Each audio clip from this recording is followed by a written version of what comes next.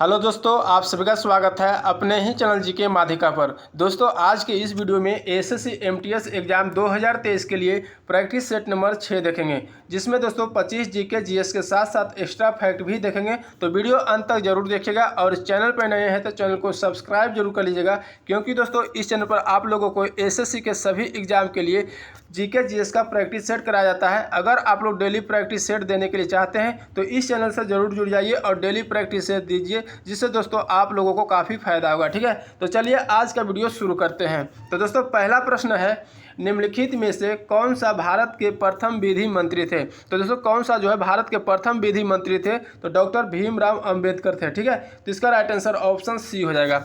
अब दोस्तों बात कर लेते हैं कि वर्तमान में भारत के कानून एवं न्याय मंत्री कौन है, तो किरण रिजिजू है। वर्तमान में विधि आयोग के अध्यक्ष ऋतुराज अवस्थी है। ठीक है, तो सभी फैक्ट को ध्यान रखिएगा। अगला प्रश्न देखते हैं। क्वेश्चन है, कपास की खेती के लिए सर्वोत्तम मिट्टी कौन सा है। तो दोस्तों कपास की खेती के लिए सर्वोत्तम मिट्टी जो है काली मिट्टी है। ठीक है, तो इसका राइट आंसर ऑप्शन ए हो जाएगा। अब दोस्तों बात कर लेते हैं कि भारत के सर्व प्रमुख मिट्टी जो है जलोढ़ मिट्टी है। जलोढ़ मिट्टी को खादर एवं बांगर में बांटा गया। ठीक है, तो जलोढ़ मिट्टी दो प्रकार के होता है, खादर एवं बांगर। ठीक है, तो सभी फैक्ट को ध्यान रखिएगा। अगला प्रश्न देखते हैं। क्वेश्चन है, 19वां G20 शिखर सम्मेलन 2024 का आयोजन कहाँ होगी। तो दोस्तों 19वां G20 शिखर सम्मेलन 2024 का आयोजन जो है ब्राज़ील में होगी। ठीक है, तो इसका राइट आंसर ऑप्शन ए हो जाएगा। अब दोस्तों बात कर लेते हैं कि 17वां G20 शिखर सम्मेलन 2022 कहाँ हुआ था, तो बाली इंडोनेशिया में हुआ था। और 18वां G20 शिखर सम्मेलन 2023 का आयोजन जो है भारत में होगा। ठीक है, तो सभी फैक्ट को ध्यान रखिएगा। अगला प्रश्न देखते हैं। क्वेश्चन है, निम्नलिखित में से किस एक देश के साथ भारत की सर्वाधिक लंबी सीमा मिलती है। तो दोस्तों किस देश के साथ जो है भारत की सर्वाधिक लंबी सीमा मिलती है, तो बांग्लादेश के साथ। ठीक है, तो इसका राइट आंसर ऑप्शन ए हो जाएगा। अब दोस्तों बात कर लेते हैं, बांग्लादेश से भारत का सीमा जो है 4096 किलोमीटर लंबी है। ठीक है, भारत की सबसे छोटी स्थलीय सीमा अफगानिस्तान के साथ लगती है। भारत की स्थलीय सीमा 7 पड़ोसी देशों के साथ लगती है। ठीक है, तो सभी फैक्ट को ध्यान रखिएगा। अगला प्रश्न देखते हैं। दोस्तों क्वेश्चन है, पूर्ण आंतरिक परावर्तन के द्वारा कौन सी घटना घटती है।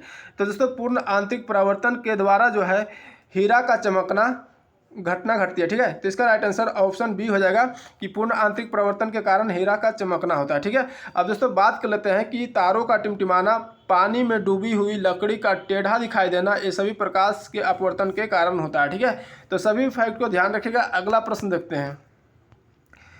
क्वेश्चन, विश्व स्वास्थ्य संगठन यानी WHO का मुख्यालय कहाँ है। तो दोस्तों WHO का मुख्यालय जो है जेनेवा में है। ठीक है, तो इसका राइट आंसर ऑप्शन डी हो जाएगा। अब दोस्तों बात कर लेते हैं कि WHO की स्थापना कब हुआ था। तो दोस्तों WHO की स्थापना 7 अप्रैल 1948 ईस्वी को हुआ था और कुल सदस्य देशों की संख्या वर्तमान में 194 है। ठीक है, तो सभी फैक्ट को ध्यान रखिएगा। अगला प्रश्न देखते हैं। दोस्तों क्वेश्चन है, निम्नलिखित में से किसमें आंतरिक ऊर्जा से ध्वनि ऊर्जा में परिवर्तन होता है। तो किसमें दोस्तों यांत्रिक ऊर्जा से ध्वनि ऊर्जा में परिवर्तन होता है, तो सितार में होता है। ठीक है, तो इसका राइट आंसर ऑप्शन सी हो जाएगा। अब दोस्तों बात कर लेते हैं कि माइक्रोफोन में दोस्तों ध्वनि ऊर्जा को विद्युत ऊर्जा में परिवर्तित होता है। लाउड स्पीकर में विद्युत ऊर्जा से ध्वनि ऊर्जा में परिवर्तित होता है। मोमबत्ती रासायनिक ऊर्जा को प्रकाश ऊर्जा या ऊष्मा ऊर्जा में परिवर्तित होता है। ठीक है, तो सभी फैक्ट को ध्यान रखिएगा। अगला प्रश्न देखते हैं। क्वेश्चन है, कालाहारी मरुस्थल कहाँ स्थित है। तो दोस्तों कालाहारी मरुस्थल जो है अफ्रीका में स्थित है। ठीक है, तो इसका राइट आंसर ऑप्शन सी हो जाएगा। अब दोस्तों बात कर लेते हैं कि अटाकामा मरुस्थल जो है दक्षिण अमेरिका यानी चिली में अवस्थित है। ठीक है, तो ध्यान रखिएगा। अगला प्रश्न देखते हैं। क्वेश्चन है, फहियान भारत में किसके शासनकाल में आया था। तो दोस्तों फहियान जो है भारत में किसके शासनकाल में आया था, तो चंद्रगुप्त द्वितीय के शासनकाल में आया था। ठीक है, तो इसका राइट आंसर ऑप्शन डी हो जाएगा। अब दोस्तों बात कर लेते हैं कि मेगास्थनी जो है किसके शासनकाल में भारत आया था, तो चंद्रगुप्त मौर्य के शासनकाल में भारत आया था।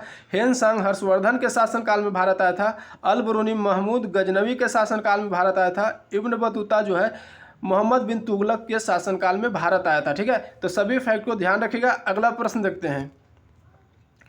क्वेश्चन है, भारत में भ्रंश घाटी का उदाहरण कौन सा नहीं है। तो दोस्तों कौन सा जो है भ्रंश घाटी का उदाहरण नहीं है, तो गंडक नदी जो है भ्रंश घाटी का उदाहरण नहीं है। ठीक है, तो इसका राइट आंसर ऑप्शन ए हो जाएगा।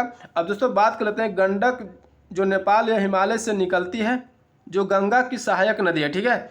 नर्मदा और ताप्ती भ्रंश घाटी से बहती हुई पूरब से पश्चिम की ओर प्रवाहित होते हुए अरब सागर में गिरती है, ठीक है। तो सभी फैक्ट को ध्यान रखिएगा। अगला प्रश्न देखते हैं।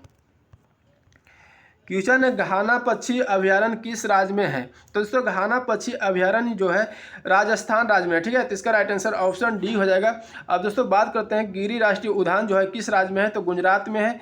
मानस राष्ट्रीय उद्यान असम राज्य में है। जिम कॉर्बेट राष्ट्रीय उद्यान जो है उत्तराखंड राज्य में है, ठीक है। तो सभी फैक्ट को ध्यान रखिएगा। अगला प्रश्न देखते हैं। क्वेश्चन है दही का जमना कौन सा प्रतिक्रिया है? तो दोस्तों दही का जमना जो है रासायनिक प्रतिक्रिया, ठीक है। तो इसका राइट आंसर ऑप्शन ए हो जाएगा। अब दोस्तों बात कर लेते हैं मोमबत्ती का पिघलना, जल का बर्फ में बदलना, ये सभी दोस्तों भौतिक प्रतिक्रिया है। दूध को दही में बदलना, दूध का दही में बदलना, मोमबत्ती का जलना, ये सभी रासायनिक प्रतिक्रिया, ठीक है। तो सभी फैक्ट को ध्यान रखिएगा। अगला प्रश्न देखते हैं। क्वेश्चन है महात्मा बुद्ध का संबंध किससे है?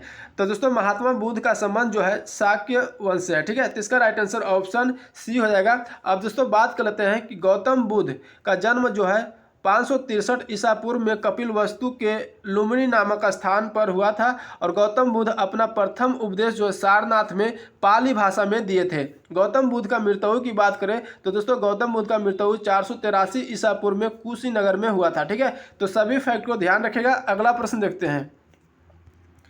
क्वेश्चन है गायत्री मंत्र किस पुस्तक में मिलता है? तो दोस्तों गायत्री मंत्र जो है ऋग्वेद में मिलता है, ठीक है। तो इसका राइट आंसर ऑप्शन ए हो जाएगा।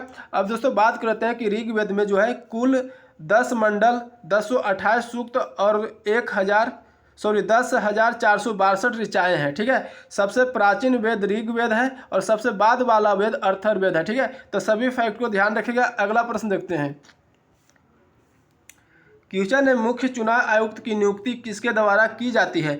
तो दोस्तों मुख्य चुनाव आयुक्त की नियुक्ति जो है कि किसके द्वारा की जाती है? तो राष्ट्रपति के द्वारा की जाती है, ठीक है। तो इसका राइट आंसर ऑप्शन सी हो जाएगा।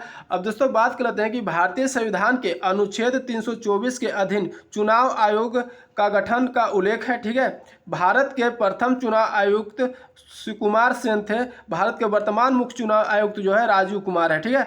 तो सभी फैक्ट को ध्यान रखिएगा। अगला प्रश्न देखते हैं। दोस्तों क्वेश्चन है अनुसूचित जाति के लिए लोकसभा की कितने सीटें आरक्षित है? तो दोस्तों अनुसूचित जाति के लिए लोकसभा में सीटों की संख्या कितनी आरक्षित है? तो 84 है, ठीक है। तो इसका राइट आंसर ऑप्शन सी हो जाएगा। अब दोस्तों बात कर लेते हैं कि अनुसूचित जनजाति के लिए लोकसभा में 47 सीटें आरक्षित है, ठीक है। लोकसभा में अधिकतम 552 सदस्य होते हैं। वर्तमान में लोकसभा में 543 सदस्य है, ठीक है। लोकसभा का गठन अनुच्छेद 81 के तहत किया गया है, ठीक है। तो सभी फैक्ट को ध्यान रखिएगा। अगला प्रश्न देखते हैं। दोस्तों क्वेश्चन है तराइन का द्वितीय युद्ध कब हुआ था? तो दोस्तों तराइन का द्वितीय युद्ध जो है 1192 ईस्वी में हुआ था, ठीक है। तो इसका राइट आंसर ऑप्शन बी हो जाएगा। अब दोस्तों बात कर लेते हैं कि तराइन का प्रथम युद्ध जो है 1191 ईस्वी में मोहम्मद गौरी और पृथ्वीराज चौहान के बीच हुआ, जिसमें दोस्तों पृथ्वीराज चौहान का जीत हुआ, ठीक है।